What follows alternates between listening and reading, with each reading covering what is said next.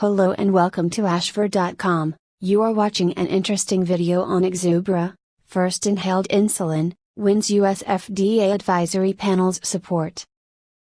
Please read this disclaimer carefully. According to a new study conducted by health economists at the University of East Anglia and the Centre for Diet and Activity Research in the UK, walking or cycling to work is better for people's mental health than driving.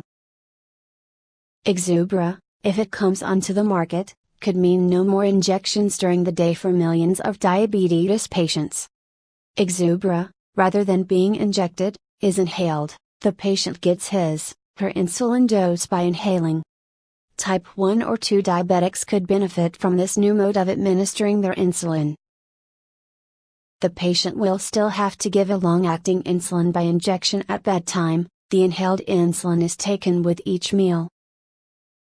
The US Advisory Panel says it supports the approval of Exubera, produced by Pfizer, Incorporated, the world's largest pharmaceutical company.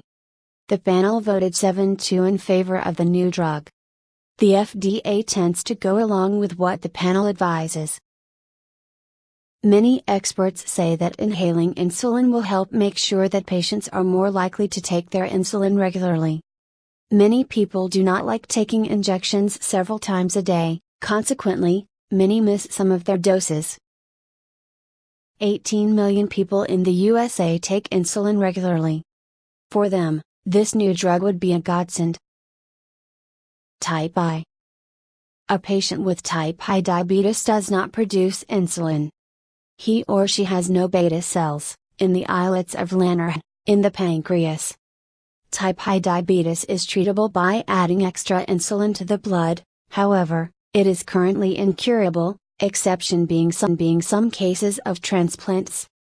It is hoped that stem cell research, as well as recent advancements in transplant techniques, will eventually provide a safe and permanent cure. There have been some cases of successful transplants of beta cells. However, having a transplant brings along with it problems in the immune system. You have to take immunosuppressant drugs for life to avoid rejection. These have side effects. Type 2. A patient with type 2 diabetes cannot use the insulin he or she produces properly. This type of diabetes can be improved, and even cured, with diet, exercise and weight loss. Obese people have a higher risk of developing type 2 diabetes than people of normal weight. It must be pointed out that type I diabetes is not the result of lifestyle, unlike type 2.